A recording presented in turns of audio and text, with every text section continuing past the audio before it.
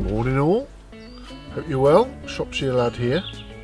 A few people have commented on the last couple of videos. I've sort of debuted my Christmas present off my wife, which was a Ice Flame quilt for backpacking.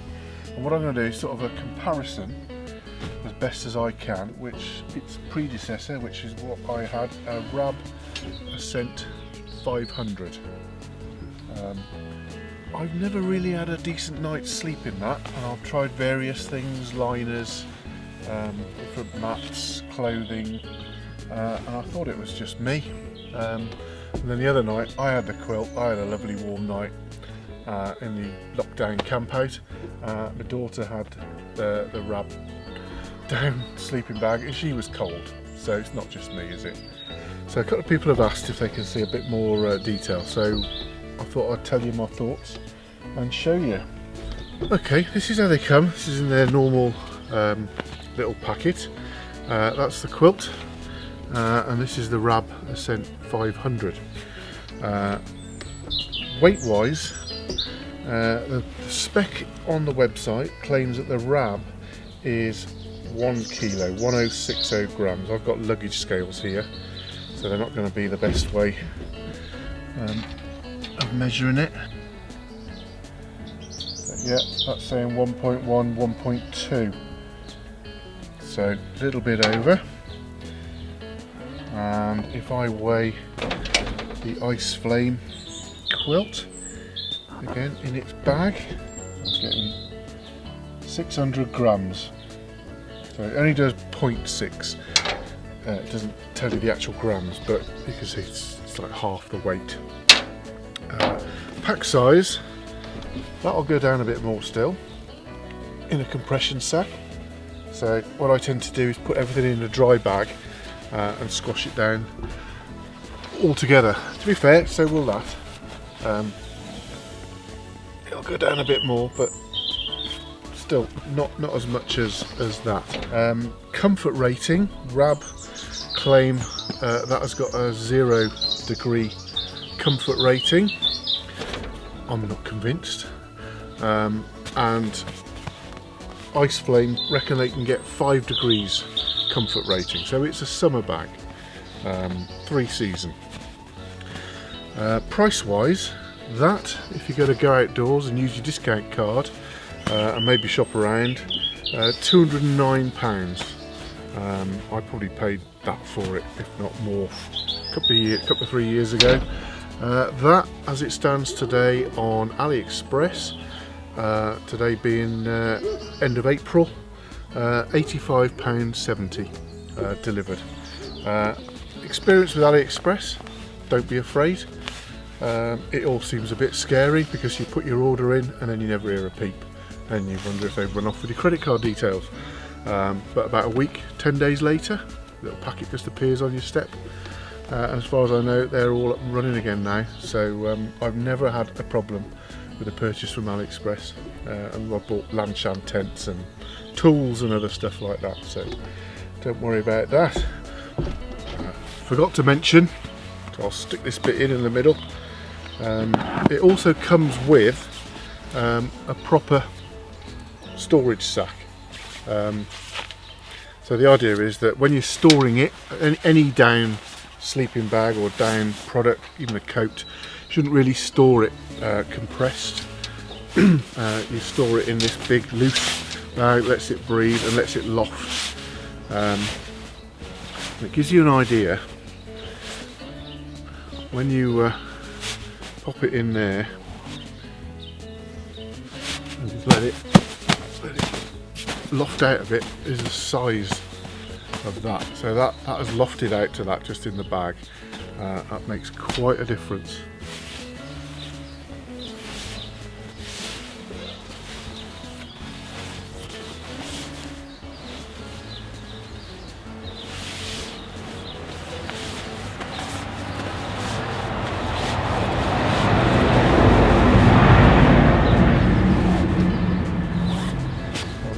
Same treatment. Okay, that's the RAB side by side with a quilt. To be fair, in the storage bags there's not a lot of difference, is there? I still think that loft's more. They reckon that is 650 fill power, the RAB, and the quilt is 700 fill power. So 650 rated at 0, 700 rated at 5. No, you can't always trust the numbers, can you? I hope you can see this. This is me filming behind the quilt. As I move it around, you can see the baffles there. Fairly well evenly filled. All the way around. I'll do the same with the RAB. If you're seeing that, these big gaps. See up there, where the fill just isn't there. Yeah, I hope you saw a bit of a comparison there between the fill. I don't know if that's to do with it. I've tried putting this on the radiator, really getting it nice and dry, and then shaking and trying to move the loft around, move the down around in the baffles. I've looked up on the internet, and there was talk about people putting them in a tumble dryer with a couple of dog toys to really sort of fluff up the down and get it going. I haven't got a tumble dryer, but I don't know. In theory, should be half decent sleeping bag that, but that I'm honestly, genuinely telling you, is the first night I slept all the way through. So that sold it to me, because there's nothing worse than waking up at 2 o'clock in the morning when you're cold, because the first thing you want is a wee. So then you have to get out, and then you're getting back in, and then it's a cycle then, and you have a disturbed night's sleep. I like my sleep. Right, they are a bit different. I'm a big chap, as you can tell, and the reason I don't get on so well with this sleeping bag, or any sleeping bag, is that I tend to sleep on the side, and I have my pillows, so my arms are out the bag, so I can't do the baffles up, I can't use it as intended, and I certainly can't sort of cope with a hood on and all zipped up in like a mummy. So that's probably my problem more than anything else. The quilt is designed differently. I'll show you, well, I'll set it all out, but the idea is that you use your sleeping mat to lie on, obviously, but the quilt goes over and sort of cinches to the sides of the sleeping mat, rather than cocooning you in material. As long as you've got a decent sleeping mat, the one I use now is a Thermarest X-Therm, and it's got an R value of 7. The higher the number, the more insulating it is. Some of the cheaper mats have 2, 3, 4, decent one is 5, but 7 is excellent. So that is your insulation. That keeps your back warm when you're lying on your mat, and the quilt is designed to insulate over the top, and because of that it uses the full width of the mat and more. It's like your duvet at home, it's over the top of you, and you can move around in there, and you've got space, and you can move your arms around, and then you can also pull it over you. It's actually longer than the RAB sleeping bag, so you can actually pull it right over the top. So they're a little bit quirky the way you set them up, so not everybody kind of gets the idea. Use the word quilt, and everybody immediately thinks of what they got at home on the bed, and it's not like that. They're very popular in America. They seem to be all over them. Don't seem to get them here. I've never seen anything like that for sale at Go Outdoors, or many of the major shops. I think it'll catch on, because I'm hooked. So right, what I'll do, I'll get it out, spread out on the lawn, and I'll show you how it works. Right, had to abandon that plan. Badminton tournament going on next door, so I didn't really feel like being a goon in front of the camera with him around. So that is the quilt, all laid out. I have seen a photo on the internet, some bloke wearing it like a jacket, which I suppose you could. If you were cold, I don't know how you'd kind of do it. Wrap yourself in it, why not? Keep you warm. When you get it out, got a couple of things going on. The bottom end has got a zip, and the idea is that's your foot box. That turns it, sort of started to turn it back into a sleeping bag. You could just lay that over the top of it if it's sweltering, just use it as a blanket, but when do we get that in this country, eh? So the idea is you zip that up to there, and you've also got a little cinch cord, so you pull that through, and you've now sealed off the bottom end, so your feet are going in there, keeping your feet warm. I have got it upside down in case you're wondering what's going on. It comes with these little fittings, and there's so many of them all the way up, little sort of buckles and tags, so you could do other things. Now these straps, the idea of the straps is that they go around and underneath your sleeping mat. We'll get to that in a minute. They don't come with it, so if you're ordering one, I'll put all the links down below. If you order the quilt, then you need to order a couple of 3 of them. I ordered 3. You could probably get away with 2, but I use the 3rd one to hold the pillow. So yeah, so that's it. What I'll do, I'll put the sleeping mat on it, and then we'll get it set up. Somebody gave me a tip the other day, is you put the thing on upside down. So that's my foot end. Obviously it's easy to do on a table, isn't it? But maybe different in a tent. So you put these straps, I've already used them once, so they're already attached to the little buckles and they're already the right length. So they go like that, and you want to position it so that the quilt is just nicely cinched on the edge of your mat. And I've got another one just a bit further up here. I ordered the XM, I ordered the bigger one, is it Max? Because obviously that's the width of my bed now. I'm not confined to the sleeping bag.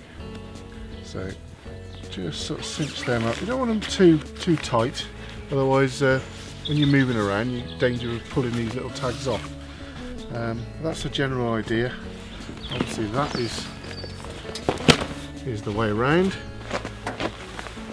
So you get in, what you can do is release a buckle or just lift it up and get in there, and you've got all that room. You can roll around, slide around on that mat, and you're still covered by it. This has also got a little cinch, so when you've got it in and you've got it round you, you can pull that little baffle up and sort of make that into a bit of a curve, and you can pull that round your shoulders. But the length of it, when you're feet in it, I can pull that right over my head. So it's much warmer, I think. Right, and then the other bit that I do with the pillows, again, because I'm a side sleeper and I'm wide, is I get I think that's a Trekology pillow. This is a bit Heath Robinson, this bit, but I'll strap a pillow to the mat.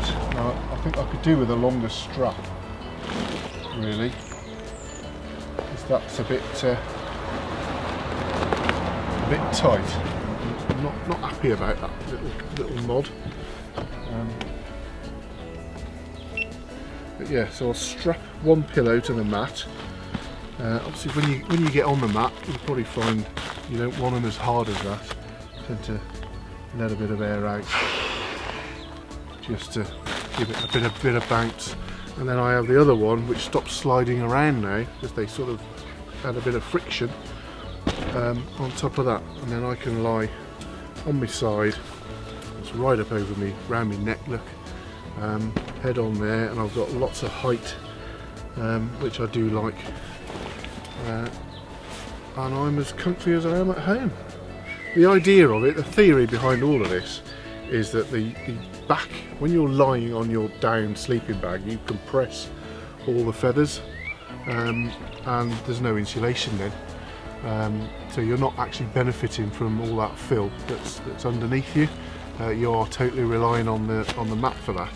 So this is a way of doing away with that bit, sort of creating the same idea, but you're losing weight, pack size, and for me, I'm gaining that movement while I'm in the bed, and that I think is the key to it for me personally.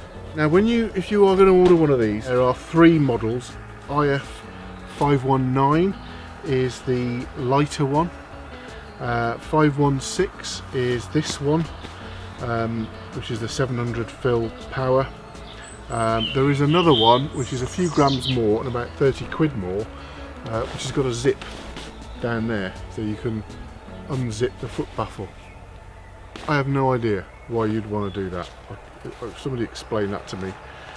So get the middle one, the IF516, and as I say, the time I recorded this, middle of April 2020, £85.70 delivered. Don't forget your straps, they're £2.50 each. That's it. Hope you like that. Hope you found that useful. Fire any questions to me in the comments. I haven't used it a lot, but it'll be going with me. I guess for winter, you could just double up. I'm thinking about another lightweight down sleeping bag. In fact, Nature Hike do a very, very small pack size sleeping bag, which I've seen. You could have that as a sleeping bag underneath a quilt. Don't know if that would help. Not sure about it. Maybe even take the RAB. But if I can find a lightweight sort of summer sleeping bag with that as well, then I'll keep your pack size and pack weight down, and still get the benefits of that. And then you can, you know, change it up on the night depending on the temperature. So there you go. Hope you like that, and hopefully see you out on the hills one day soon.